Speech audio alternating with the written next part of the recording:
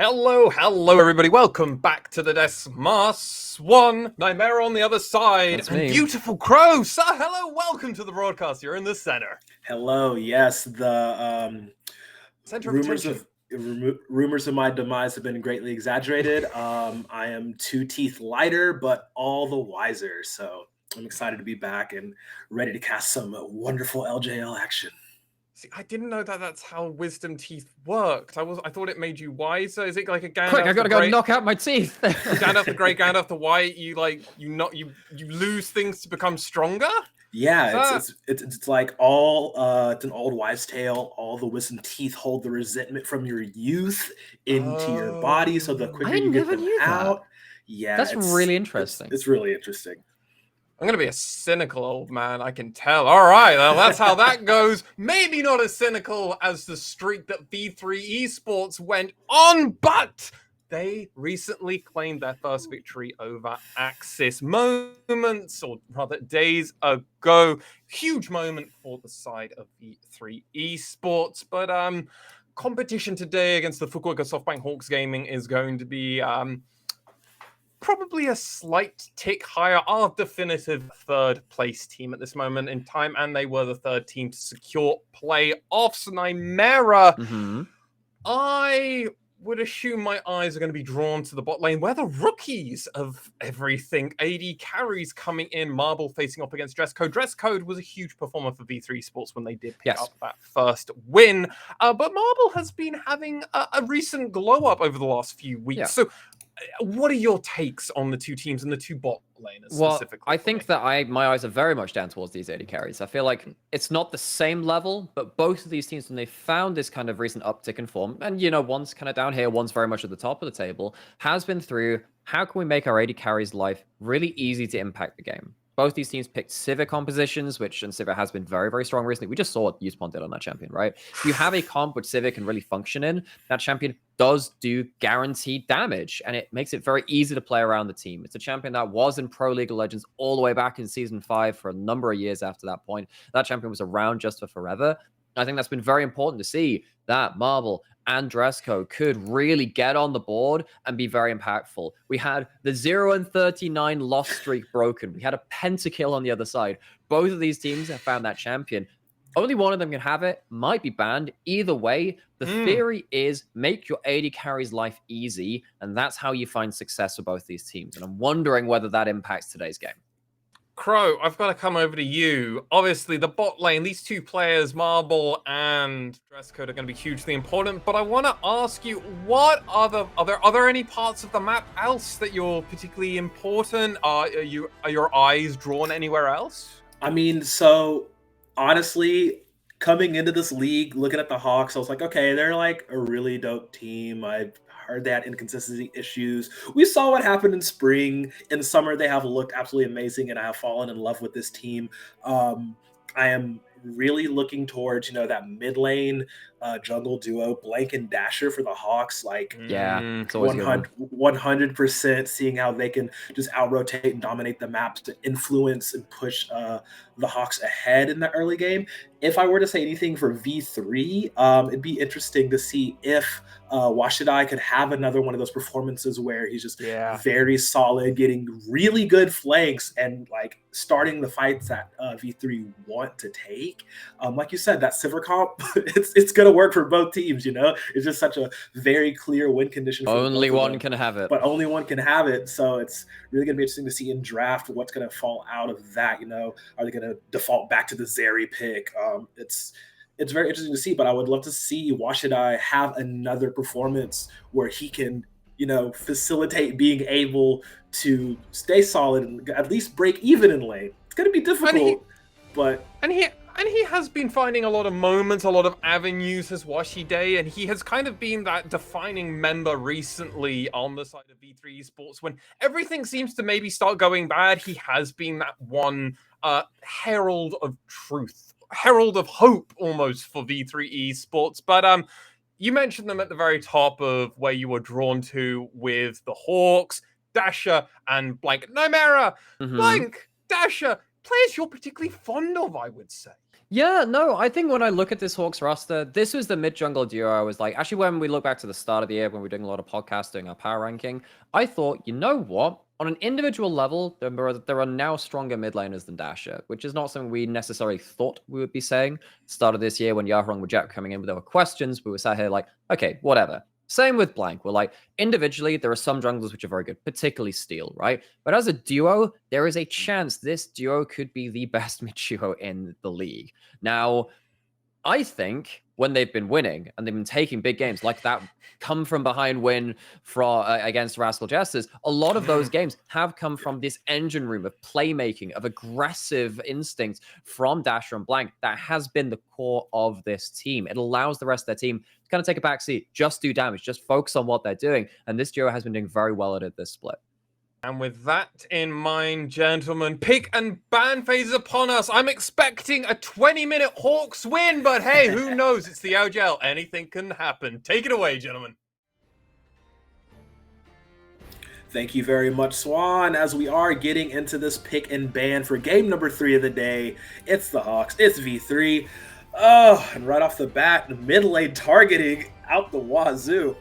It is, and a lot of this is, if you look at the Talia and the Zoe, that's stuff that can push in from level 1. I mean, the UGO Zoe thing, that's more of a nameplate thing. He's played a lot of the champion, it's just saying you don't get to have that comfort. And V3, if they are going to win, typically it is about that comfort, and I think this is a very good ban. I think that when you have V3 with very easy to play, this is what you are doing champions, where like you look at the champion to say, I do damage. Good, I will focus on doing damage. You don't have to worry about, oh, do I need to worry about this part of the game, that part of the game. It empowers this team, which has struggled to find form. Don't make their job easy for them. Take away the easy-to-execute champions. And on the other side, V3, they're banning away the Zeri to stop Marble from having that. Of course, he's had some good games on that champion too.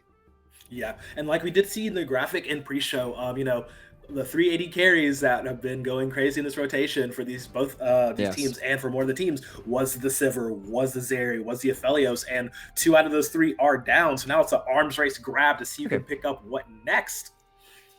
So, Azir first pick. Now, we saw a little bit less of this when Corki was meta, because Corki used to be an okay answer into the champion, where you can kind of poke him out, contest early, not get shoved in, and scale alongside them. If you take away Ahri and Talia, you often find yourself at a point where Azir gets shoved early and then also outscales you, and that's a very difficult combination to deal with. At that point, you are really looking for something like a Vi plus a LeBlanc or a Silas, or, I mean, of course, the Ahri obviously very good too, but most of these champions are actually being banned away. And I'm worried now that V3 have given over a very high damage, very high impact champion to Dasher, and you are going to have to face off against this mid-jungle 2v2. Because this Wukong is a good start. It allows you to maybe to punish this Azir at some point, but I look at this already and I go, you've given a lot of power to the strongest members, arguably, on the other team. You are going to have to fight this mid-jungle duo as V3, and I don't think that works out well for you. Right, yeah, I mean, good on them for grabbing the Wukong. You know, that is one of the champions, Dasher. You're going to see him on the Poppy or the Wukong doing absolute work, or if he wants to get his hands on Viego, and the default back to the Jinx pick, too. The more things change, the more look. The more things change, the more they say the same. Aphelios, Jinx popping up and cropping up. So with that information, we might just automatically just see V3 go ahead and lock in the Gnar at this point. You know, since we're just going down the list of things in the playbook. But what jungler would you personally love to see the Hawks grab here in this situation? Poppy, right? I think Poppy's a no-brainer. It's going to get banned, so you're not going to get that. Okay, right. What should I? Locking in the Jax. So that is going to be a bit more of a lane Gwen counter. Yes. This is kind of nice to see. In the LJL, we rarely see top lane counter matchups. We've seen a bit more of it this split. I mean, with something like Nat pulling out the Akali a bit more. But on the whole, most LJL top laners are happy to kind of sit, scale, go do some stuff at team fights. If you think of champion players like Paz, he's also been kind of that kind of archetype, where that's just been how he's found his way of being good within this league. But what should I? Actually being bold enough to take out that lane counter. And at least that means that the Hawks aren't going to just slowly like slide into crazy amounts of damage, high amounts of team fight presence. Because if you look at the 3 carries on the Hawks right now, this is fitting their identity, and it's very dangerous to V3. You are arguably outscaled as Jinx versus Aphelios. You are arguably outscaled in Gwen in team fights versus Jax. And Azir, at this moment, isn't going to have many good answers to them. You've got a lot of playmaking from Dasher as well in that mid-jungle 2v2. V3 are looking at this and going, we're pretty much getting outscaled now. You're going to find it very difficult to teamfight this composition. They need to find a way to either stop the Hawks from getting very smooth slide into that mid game without getting kind of interrupted early. And that's why they're maybe banning out some of these earlier aggressive junglers so they have a good jungle matchup. But I'm looking at this as V3, and I think this is quite dangerous. You need to find early answers and stop the Hawks getting rolling. And I don't know how easy that's going to be. Yeah, definitely. The Hawks are playing that don't worry, we scale game right now with these picks coming out. And it is going to be interesting to see how V3 can respond in kind. You know, like you said, get something that will allow them to have that agency early to prevent the snowball from forming, to prevent the ball from starting to roll down the hill. And they answer with the Seraphine. Okay. So this is one way to get your backline access. Now, this is a flex between mid and support. I don't think Seraphine support is awesome. I think you prefer having a lot of gold on that champion. But it is a way to look at the Azir and look at the Jinx and say, we can reach you in the right scenario. Is it enough? Probably not. Probably not. If you're hitting frontline versus frontline and you're trying to get a Seraphine ult through that, I still think you're losing.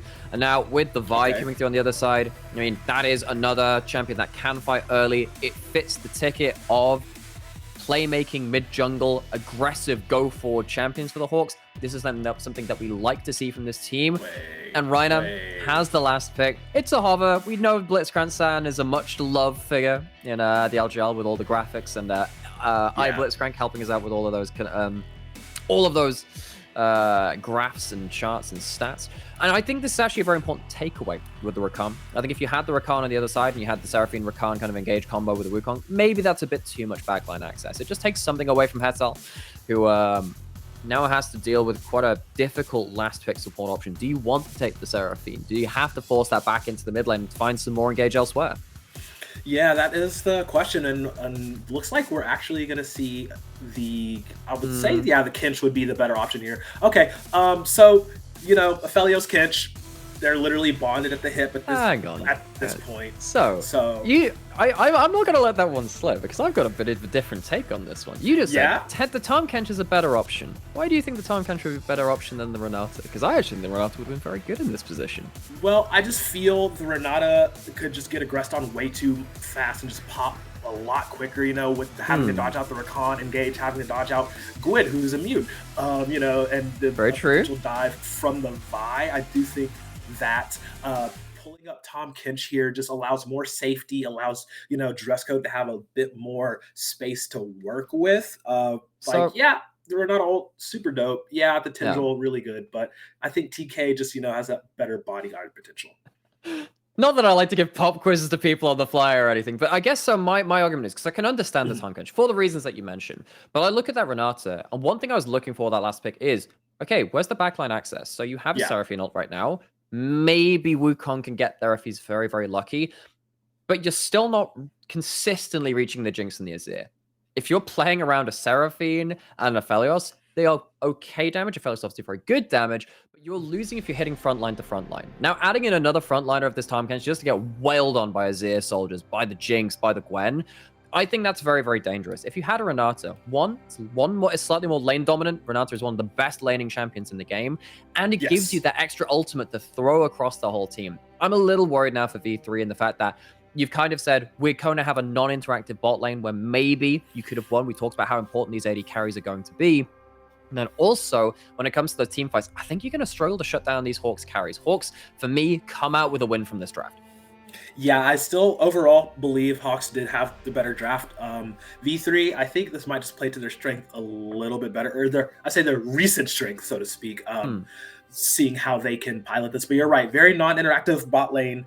It is the thing we were focusing so much on in the pre-game. You know, it was what we were discussing very much. How is this bot lane going to work? Right? That's true, right? Because we were saying, look, how can you make your AD carry's life easy? Having a Tahm Kench and a Seraphine to buff you up, it definitely helps with that. So that's something working out for V3. It's a different take on what they wanted to do. I just look at this backline comp and I'm just like, the three carries which Hawks have do absurd amounts of teamfight damage. You need to find a way to stop them from doing that, and that you have two ways of doing that. reaching them in the team fights, they're probably not going to do that. So now you have to shut them down early. I'm looking at V3, and I think they need to have, if they're going to walk away with this game, a strong laning phase where they can start maybe having that Jax over Gwen going well, and then also trying to find ways for Unica to impact the game early. Now, V3 have had some good early game performances across summer. It's not really been where their faults have lied. It's more been about when they have a lead, they just cannot do anything with it. They look directionless. But I have to track this one. Okay, there we go. The emote off, dance off. That's what I love to see, baby. So we are getting into this. But yeah, I definitely need V3 to actually be proactive in the early game, as that graph is pretty swingy. I didn't expect V3 to have more than a 40%, more than a 30% chance from the fan vote, but sitting at that 43%. Well, that's not the fan vote. That's the AI. AI spike. That's spike. What that one looks at the champions you have and says, okay, based on the statistical model that they have, and I have no idea what goes. I would love to see what model they have there. I mean, I have a physics degree. I actually spent a lot of time with data, and most of the time, League of Legends stats really don't inspire me. But that graph, I mean, I think I agree with it in this case, but I'd love to see what goes into that. Those numbers must be very interesting. Yeah, I would love to check the background on that too, because I mean, it's win one game, you get 12 hope graph. Oh, look. This is great because like we're just like, you know, we get to this point. It's like, we finished 1 point. Let's move on to something else. And Chris is like, I got something for you. V3 won a game. Let's have a meme. Let's see if they can pull off the miracle and bring it to 2 and just make this season absolutely insane. It's a tall order. Like you said, like the scaling is not on their side. Looking at these compositions, and Dasher is not making Yu-Gi-Oh's life any easier now in this lane. Yeah, and this is something that when I looked at the Azir, I was like, okay, you probably want to have something that can fight the Azir, because you've already banned away the Talia, the Ahri, the Sylas. You're not realistically going to have a 1v1 good lane against that. And Yu-Gi-Oh hasn't been the most confident mid laner in terms of a 1v1. I thought maybe with a 2v2 they could go towards it, but as you can see now, Azir wins the early lane, and that's very difficult because now you're not really going to have a chance to shut down that Azir. And even in topside, we saw good trades from Washington early, pushing in the wave. Hasn't actually led to a CS advantage. So we're asking for good laning phase, good early game from V3. Currently, you're not hitting the mark. You're falling behind in CS in all lanes. You haven't really managed to achieve anything with the Wukong's early gank threat either. And already, I know we're 4 minutes in, but I look at the Hawks composition and I'm like, you really wanted to blow a flash, get a first blood, or just force someone off the wave. They haven't managed to do that early, and that is dangerous now from V3. As we said, the later this game goes, I think this is kind of dangerous for them. Yeah, 4 minutes in, and Yu-Gi-Oh already had to base and TP back in the lane. Dasher doing the same here. It's just, we're asking a lot of V3, you know. We kind of like, yeah, they got that first win on their board, very well deserved for them, but now we're seeing if they can actually step that up, because it's going to be difficult from here on out. I mean, I guess this is like, you know, play for funsies, blah, blah, no chance for playoffs, no chance for this or that. I just want to take a second. Just want to take a second to say Dasher had a really good set of CS under tower there. Sometimes it can be really hard to judge how to CS on a 0 at early levels because your soldiers do different targets of damage between like the AoE. You got perfect CS under that turret. I found that very satisfying as someone who plays a bit of a Azir myself. Just want to shout about, of course, Dasher on a slightly more like a topical note, I suppose. You know, we talked about it a little bit before. One of the lines which I had coming into this split, into summer, was Dasher was a player that was kind of set to really start flourishing in the LJL. Right. He's a player that did very well on the Hawks, even when Hawks as a team were not doing very well. And after Arya left, you thought maybe Dasher could kind of start pushing towards best mid in the region. Then Jet and Yaron came in and kind of changed that equation. But Dasher, nonetheless, has actually had a good year so far. I think in summer, even when, you know, Hawks were trying to find form in some of the early weeks, has been a very key playmaker for this team. He's been a very good source of damage for this team. And linking up with Blank, he has been one of the core reasons why this team has been relevant.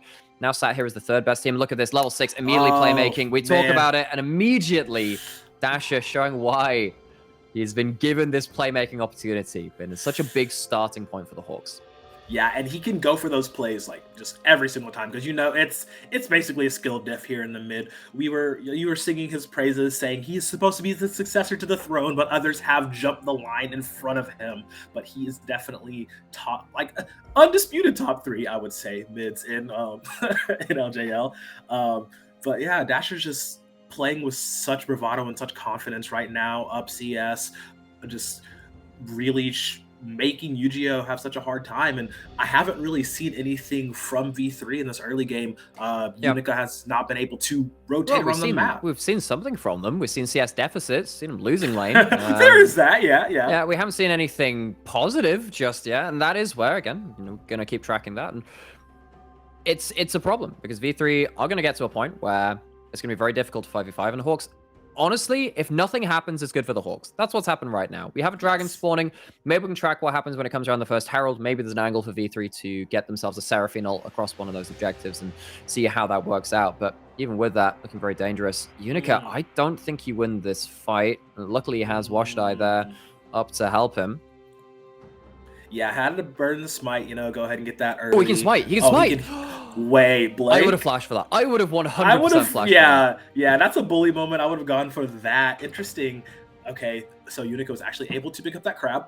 Good for him. He gets something in his pocket at least. We did see there that Washidai did rotate down for a moment to maybe try and shore that up. If there was going to be a collapse from Blake, but nothing happened. Just a scuttle in the face of adversity. So let's talk about something a little bit different because we're talking a lot about on screen. Let's be honest, we've set up expectations for this game. Hawks were the favorites coming into it. V3 had certain things they needed to do with their draft. They're currently not doing it. So let's get a little bit whimsical. You know what's going to happen with most of this game? Let's talk about the players involved with it because Kanatsu's on stream and he is currently almost 30 CS up. That's going to be a crash wave, make it about 20. But either way, this was a draft which V3 said, look, giving a lot of burden to Washedai to play the counter matchup. This is a champion which is meant to deal with Gwen later into the game, even in early laning phase.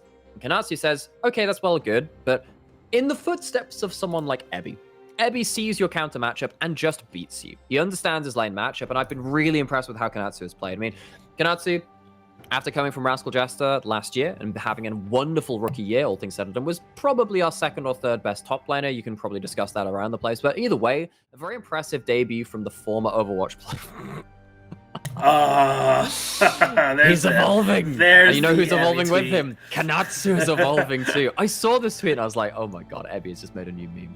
Well, Kanatsu has also crossed another wall in this game, and that is the wall of CS leads. And Kanatsu was a previous Overwatch player. He was an Overwatch professional, and he came into the LJL as a very young player, a young rookie, and did incredibly well in Rascal Jester. Spring for the Hawks, though, when he moved over to that team, was not easy.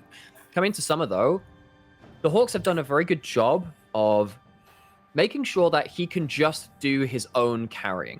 Giving him something like a Gwen and say, you know what, you don't actually need to be the person finding all the engages, doing all of the legwork. We'll do that from mid-jungle. You just play your game on the Gwen. And looking at how he can do that, even in a counter matchup, has actually been very exciting to see. Because the LGL has kind of been waiting for a very long time for, well, not a successor to Ebby, because Ebby is still here, but someone that can at least challenge. At least kind of put their name on the table and say, you know, you can actually be another carry top in the LGL. We kind of almost saw that from Ray Farkey, but he's kind of fallen off a little bit too, sadly. And now Kanatsu is this player now I'm looking at, especially when the Hawks have been on this upswing in form as someone who's really starting to come alive. For sure, I have to echo those sentiments 100% because in spring, watching Kanatsu had some, choice engages and choice plays, but now he definitely has found his footing, feels comfortable, feels like, all right, he can come in, put his feet up on the table, so to speak, and just actually challenge for that spot. And like you said, Evie's still here. So like, it's not a successor in that role, but it is a challenger, someone else that people can say, oh, it's not just this show, but it's also this show. As he is playing very well. And this matchup in top lane, they got the Jax counter pit, quote unquote, but he hasn't been countering anything. Still down 20 CS. It's just there's just so much more we wanted to see. What should I do? So We talked level about 6 it. hit for blank. There's a chance of a dive here. See that Yeah, Kanatsu has see- wave control. Speaking of that lane matchup, Kanatsu has control of the wave, gets to push in. Blank is not going to take the chance. I think Washidai with the ult available and just be able to counter strike on the turret. Sometimes it's just not worth diving these fighter like champions. They especially when they are higher in the HP. Still, just making sure he can shepherd Kanatsu's wave into turret. Blank going to take his own uncontested advantages in the Raptor pit and.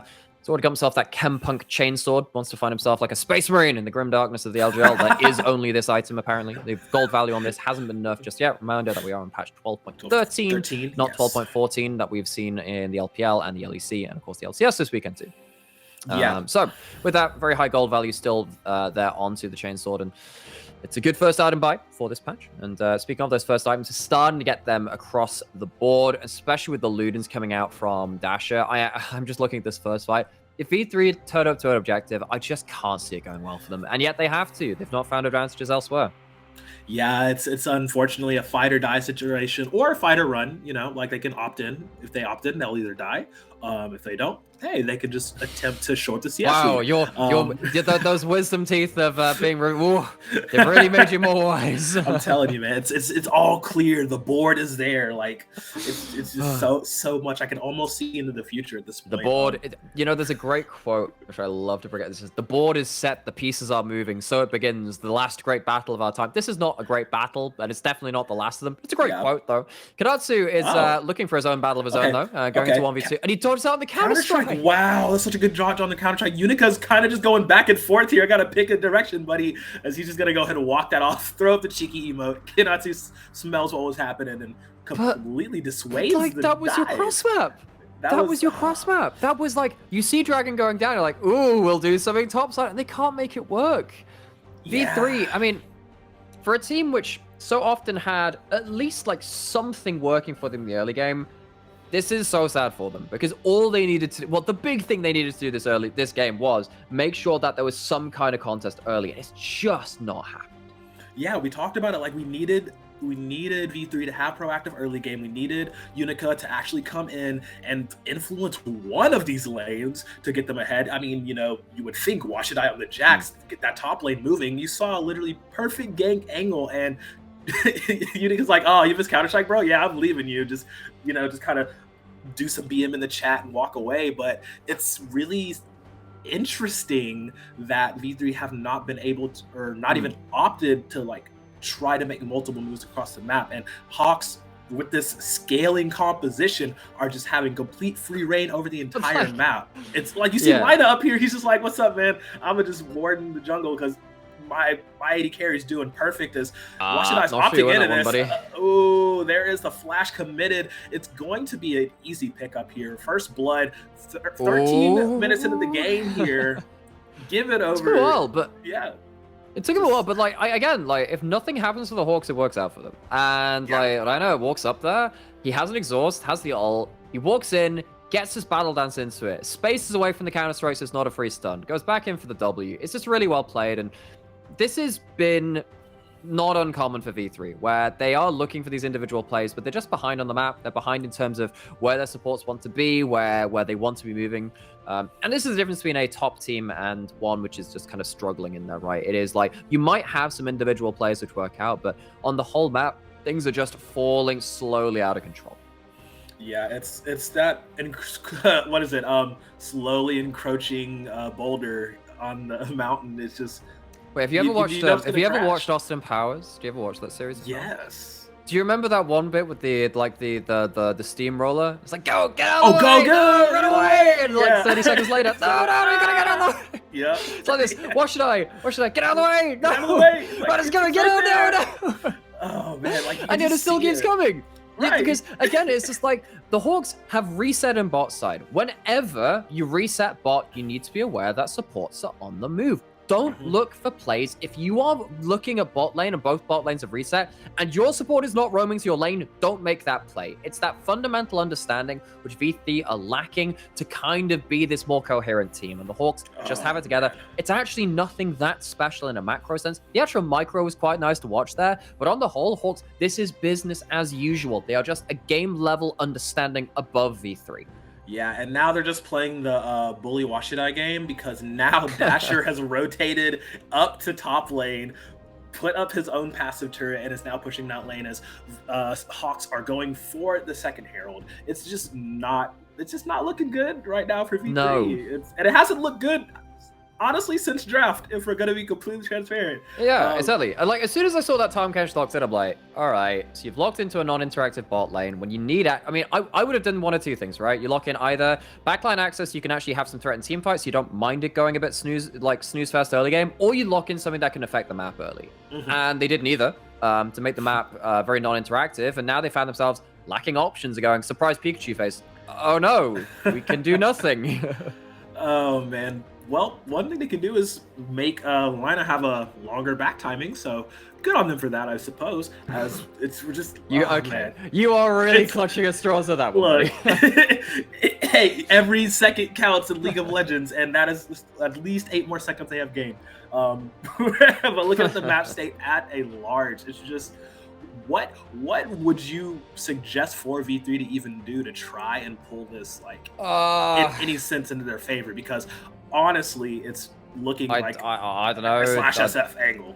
I'd cut the Ethernet cable and get the game remade. Can we do that? But this one's rough, right? Because again, like, this whole draft is, we need to do something early, otherwise it's going to get bad. They didn't win lane. They haven't had early options. This is okay. Looking for picks can definitely help, but this is, again, a much of a muchness. They find an ultimate. That's it. You don't have the items to threaten all ins at that point.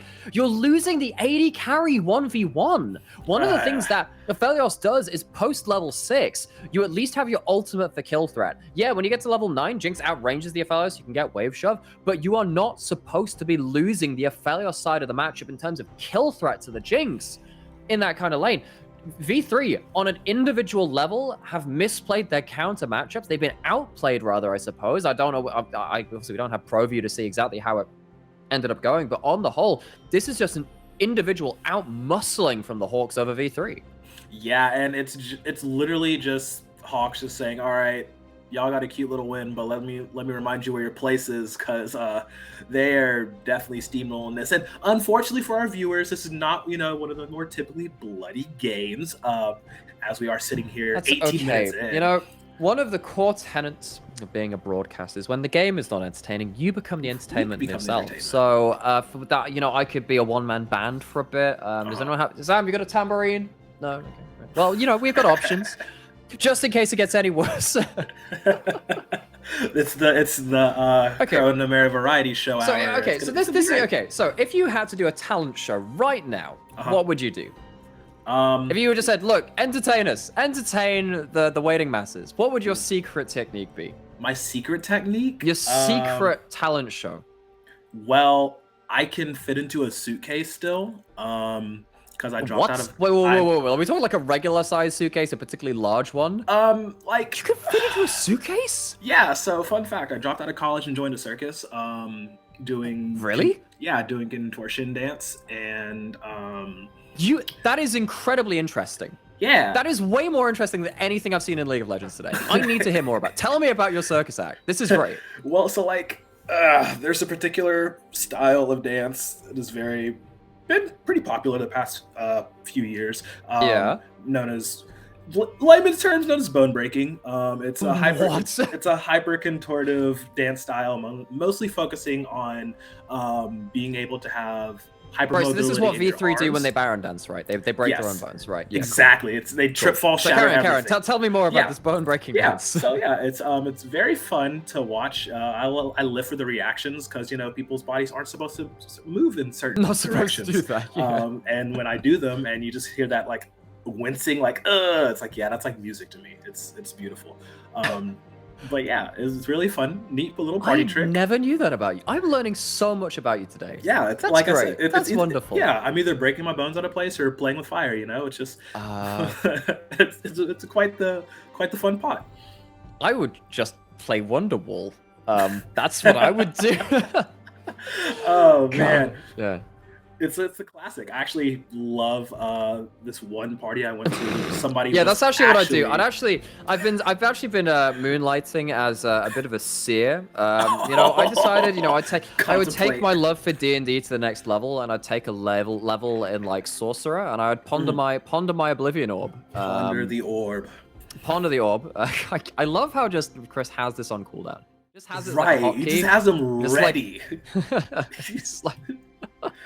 Right, but I mean, the reason we can keep talking about this and just keep goofing off is like, look, again, we've set the expectations. Now, V3, if they don't do anything, they're losing this game. They've now lost 2 dragons. They've not managed to do anything. They've given up a kill. They've given up towers. They've given up a lot of dragons. This game is not going any better for them, so we can just sit here, watch this game crumble ever so certainly towards this Hawks victory.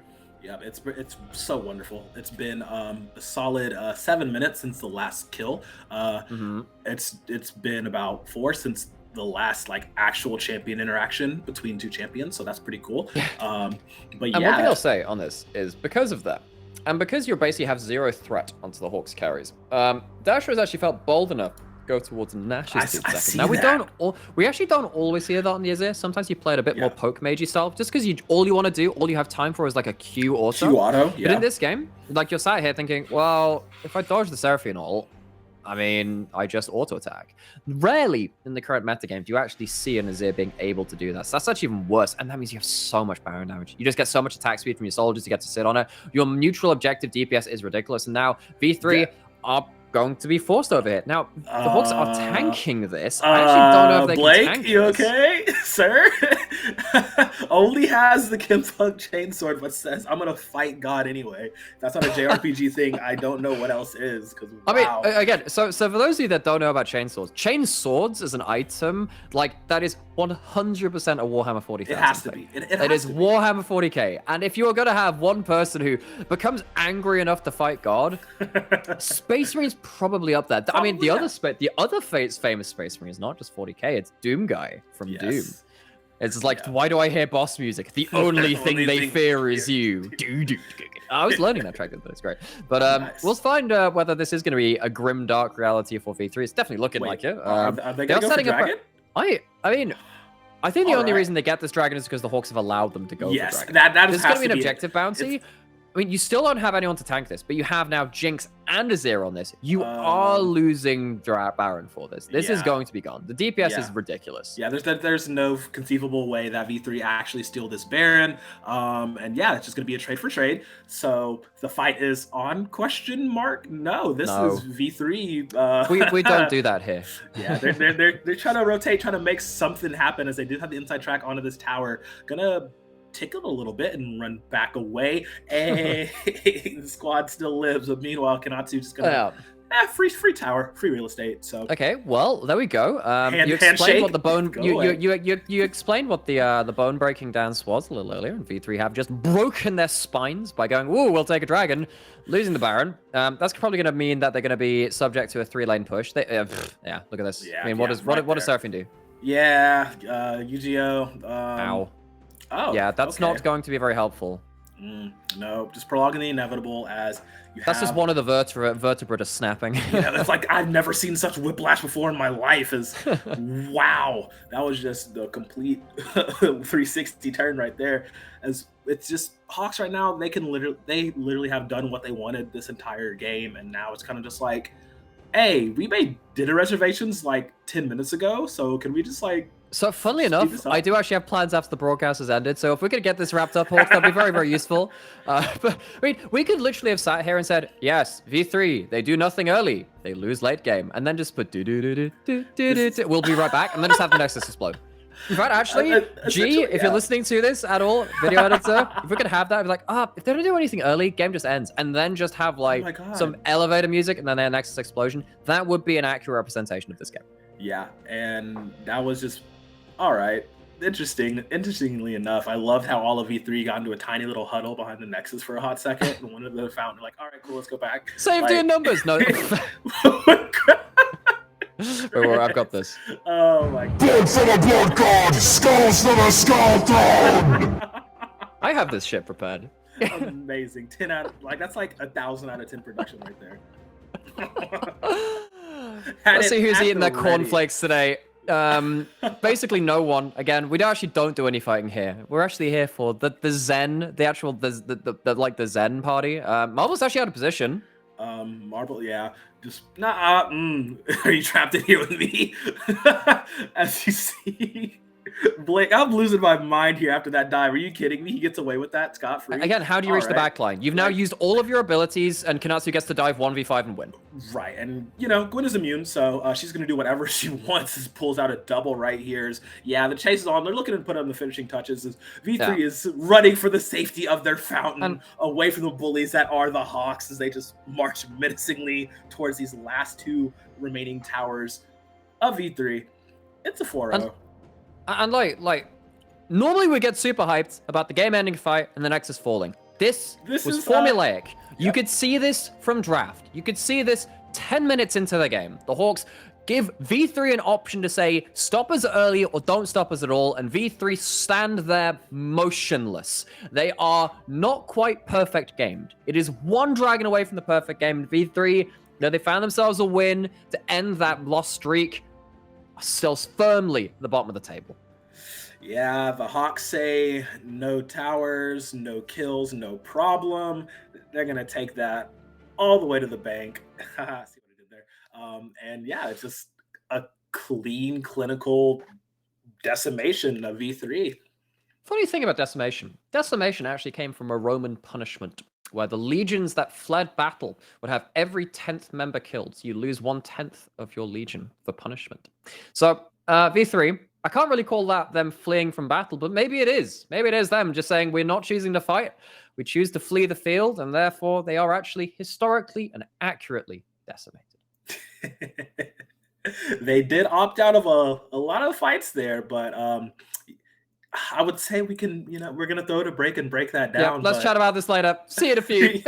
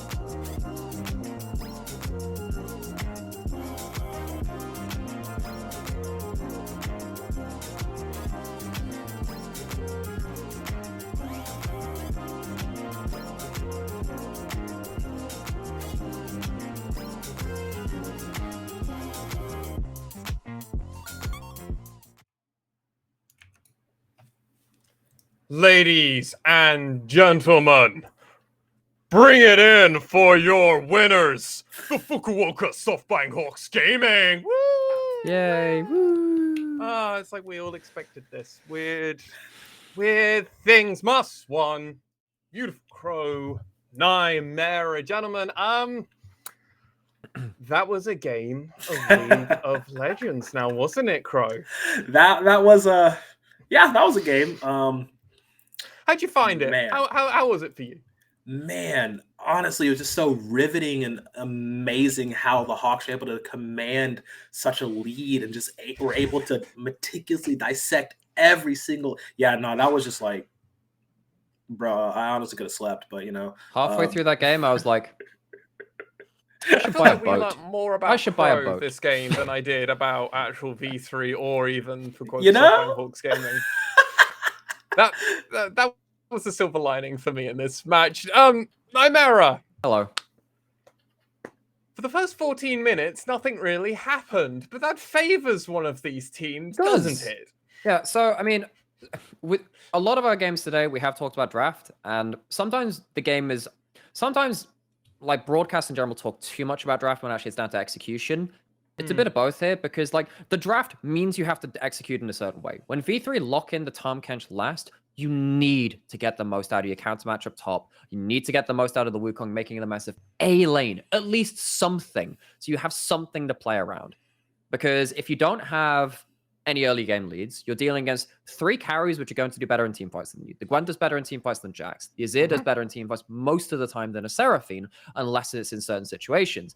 And a Jinx over an Aphelios typically works out to you unless the Aphelios has been hyper-accelerated through turret plates or anything like that. Yeah, every red gun is a weird thing. Exactly, yeah. There are some weird things where Aphelios can make some very big plays happen, but V3 have to make something work, and they just are immobile. They just do nothing. And there was a particular play which really kind of sold this to me, where it just felt like their fundamental understanding of the game was just lacking this game. Was that time where Washington goes for the 1-1v1 top side and doesn't realize that both bot lanes have reset. And I'm just going to recap this as well, because this is like one real important thing. Right. If you are kind of not used to like thinking about higher level macro, when both bot lanes reset, you have like a 30-second window where the support is just missing. And that goes for both sides. And if your lane is not going to one lane, there is a chance that you are going into a 1v2 or 1v3. And that is exactly what happens. And that's not communicated across the team, or if it is, it's not adhered to. V3 don't understand what's happening around the top side, and they are punished by what is a fairly standard roam from the other side. And their understanding of the game just wasn't enough to play through this composition, which put a big burden on them to play well. I mean, what kills me about that is it's also a very, like, as you've already mentioned, it's a very standard thing to do. And this is something that you even mentioned on broadcast, Nightmare. These small edges, these small macro plays from the side of the Fukuoka SoftBank Hawks, this is what V3 is still missing. And sadly, this is something that they've been missing for a lot of this year. And hopefully we'll see some changes be made between this summer and spring split. Hopefully we'll see some new stars and maybe a veteran or two. I want to just take it over because, I mean, at 15 minutes, First Blood, Rift Herald, First Dragon was all Hawks. They were 3k ahead at 15 minutes, and the game was arguably already over, and we went into story time. And that was honestly far more interesting than the actual game that happened. But a small thing I want to bring up, and Crow, you can very much bring this in as well, is for Vi from Blank, a player that we were very excited to see. Vi is particularly one of these champions where you can make very early game dives. You can find these early angles, the dive, especially when you also have a point and click ult. My only critique towards the Hawks was we didn't really see anything from them proactively early game. There was zero proactiveness outside of just destroying the lane. Yeah, it was very interesting. When you have a Vi on the jungler and you have a very proactive jungler like Blank, that's true. And your mid laner's going up against a Seraphine, you would think there would be a lot of focus on that area, but no, it just was really it just really felt like Blank thought because all of his lanes were literally just smashing the opposition, he could just have an early lunch. He could just chill around, take every single camp, take everything he wanted because there was no real need or the map didn't necessitate him to actually influence it all. But like we want to see more out of them. This is, they're in the top 3. They're the 3rd place team. We want to see them get a lead and accelerate it, not just kind of coast with the lead that they have. And I think that was a big problem here as to why the game state just dragged out as long as it could, because they knew they had a lead, but they just didn't want to, accelerate.